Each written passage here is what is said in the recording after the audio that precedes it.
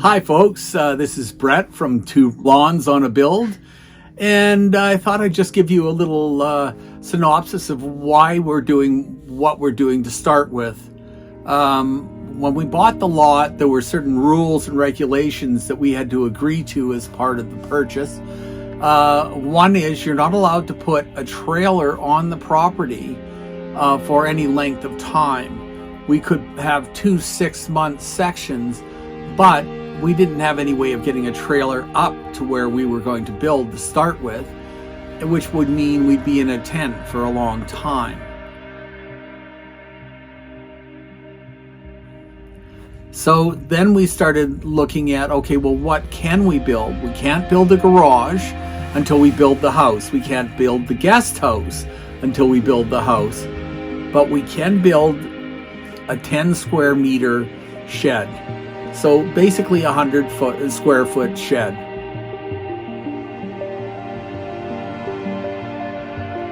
So I looked at it and thought, okay, here's a spot that we can build it. Let's frame up a shed, get out of the tent, and give us a place to live for the probably 2 years it's going to take me to build the main house. And so that was the reasoning in it. So we'll get started. Here we have framed up the floor using treated 2x8 planks and treated plywood attached to 4 4x4 corner posts which are on cement blocks. The floor is nice and level. Brett fills in the floor cavity with fiberglass insulation. The shed is south facing. But before we go any further, let us enjoy a lovely cup of Yorkshire tea in our outdoor canteen. On top of the insulation layer, Brett has put a thick sheet of plastic to seal it up, on which he has nailed down some non-treated plywood. We brought this plastic inside the walls, which you'll see a bit later on. Then we began to frame up the walls, beginning with the north wall. You have to keep the gopher behind bars. In case you were wondering, we hand carried every piece of building material and every tool up the hill from the roadway, even the cement blocks and treated plywood. It was lots of fun. We built frames for the north and south walls using 2x6 by 8 foot SPF, that's spruce, pine and fir, and the east and west walls using 2x6 by 10 foot SPF because we wanted to make a pitch roof.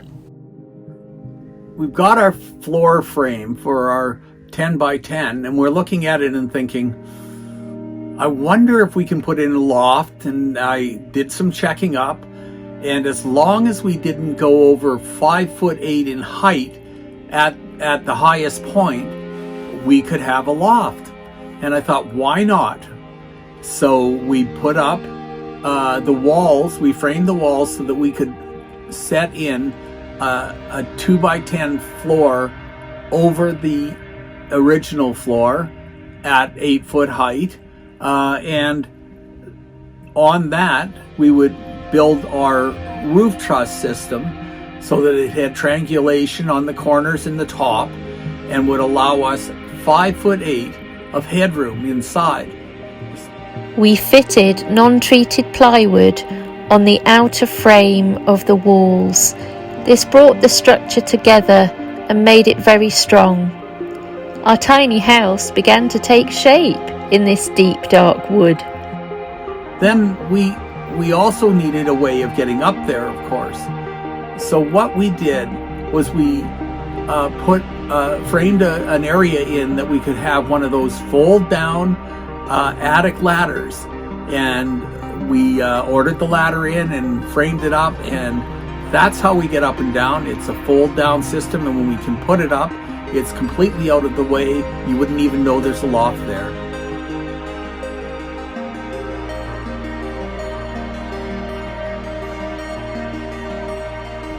Brett is king of the castle on his ramparts. And look, the ceiling is almost done. We've been working really hard to construct the roof over the sleeping loft. We've nearly finished covering the trusses with plywood. Here is a sneak peek under the eaves. We will have views through windows on the east and west walls up in the forest canopy. Here's a peek of the roof from outside. The water and ice shield goes on the south-facing side of the roof. After a hard day's roofing, there's nothing better than a pizza and a nice glass of Spanish red wine.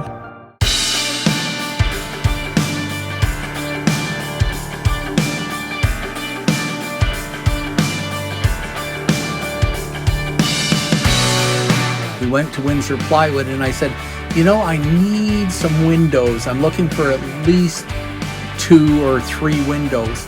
And the salesman there said, well, I have a set of 4 windows. They're not big ones, but they are dual glazed. They're low E. They're a very good quality window. And I said, hey, for the price, they were worth it. And so we bought all 4 and made them fit the house. It's a little explanation on the white paper product that it goes on the outside of the building. It's called Typar, and what it is it's a breathable covering that doesn't allow moisture in, but allows the walls to breathe. That's what it's there for. It's part of the building code. Everybody should be doing it. You can see we've put the wind and ice shield on the north side of the roof as well now. Here we are, we've got the shed up and we're looking at the roof and we're thinking, do we go to shingles, like asphalt shingles or something else and roll roofing? And then I thought, you know, this shed's going to be here a while. We're going to use it for something more than just a 2-year live-in while we build our house. So I thought, let's put on a really good roof system. We're also, because we're putting solar panels on the roof, I wanted it to be something that we could bolt on the solar panel frames and hold the solar panels up there. But in the future, if we have to take them off, there's no holes in the roof, there's no damage. And so a metal roof works really well for that. And then I thought, do I put on a bright roof where everybody in the world's going to be able to see it?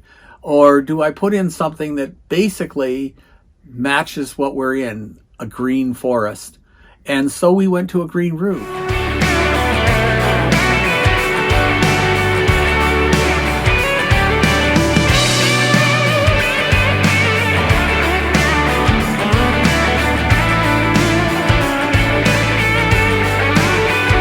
Ouch! Watch out! Those sheets of roofing are sharp.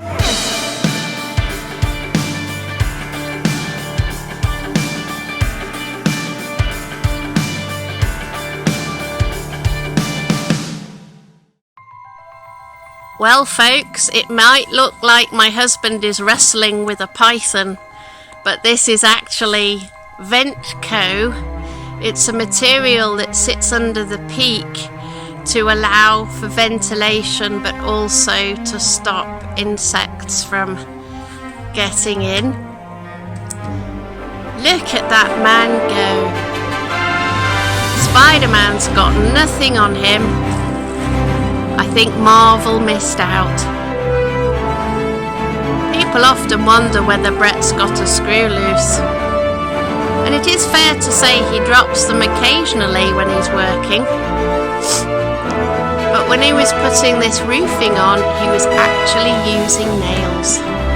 So I guess you can say he nailed it, folks. Even though the weather is a lot better on Salt Spring Island than probably anywhere else in Canada, we still want to be warm.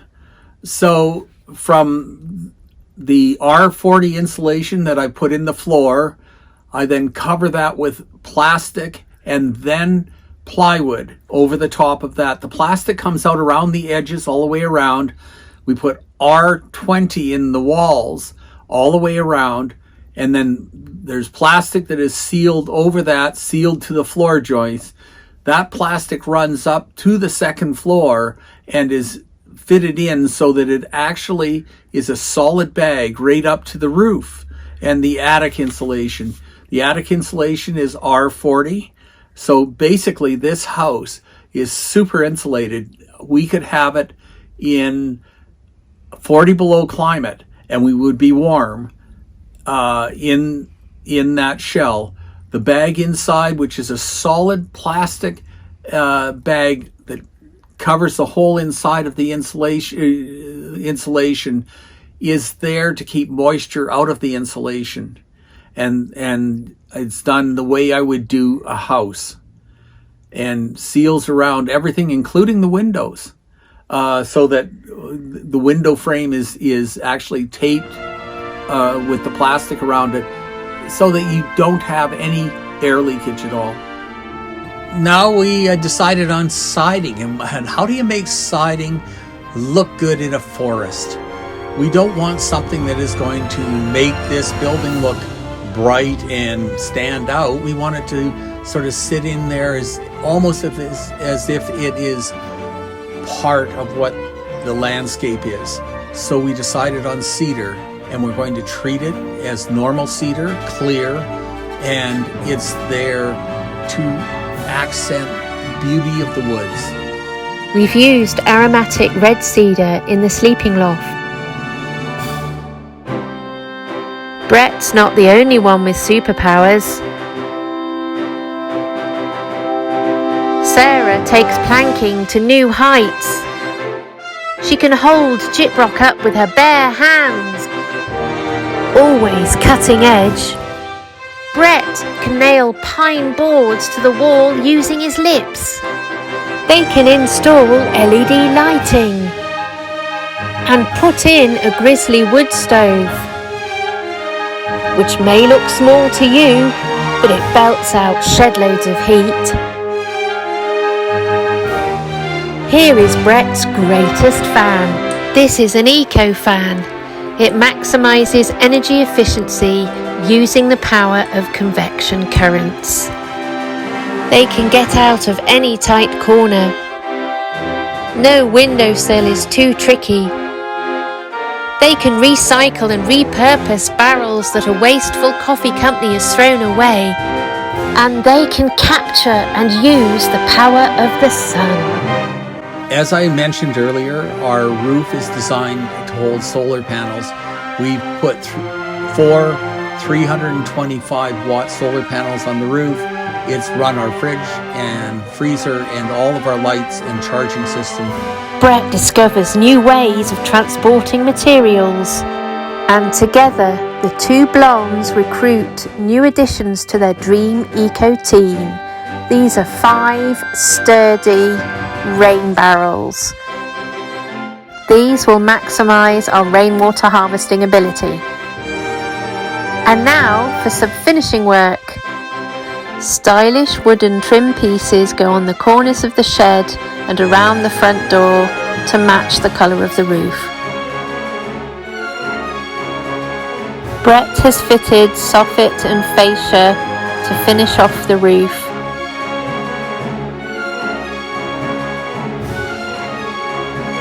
And has then installed an LED light over the front door. Meanwhile, I did some consultancy work outside.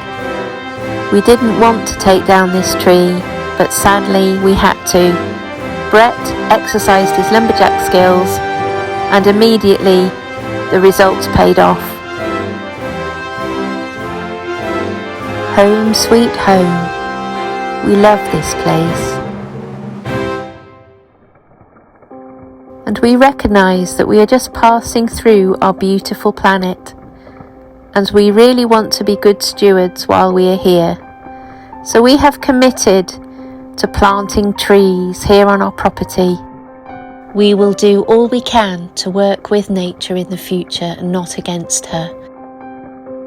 For we are not separate and we belong to her. Yay, the rain is here! And it's filling up our rain barrels. Look at that.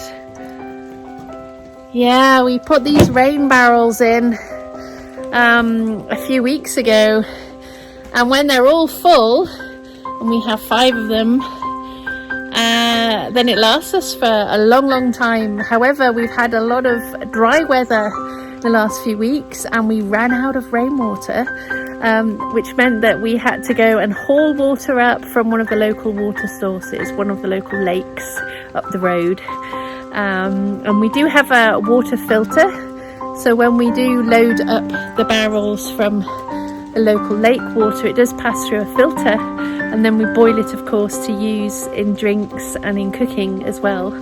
But it does make you really appreciate when we do get rainfall. So happy to see our barrels filling up. Look, you can see them there.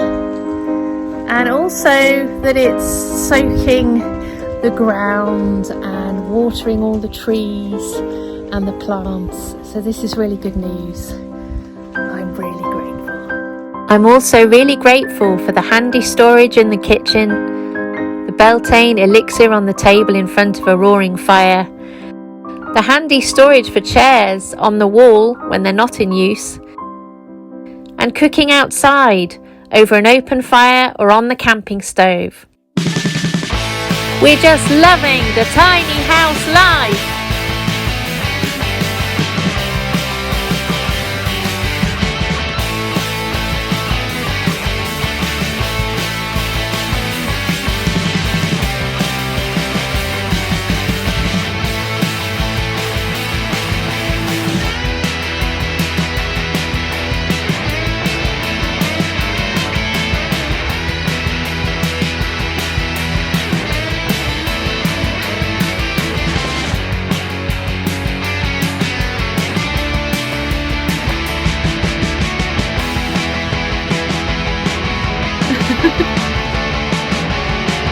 This is the second in our 2 blondes on a build series. Thank you all for watching. If you've enjoyed this video, please do give it a like or leave comments or queries below. And don't forget to share and subscribe. See you all again. Bye for now. Bye-bye.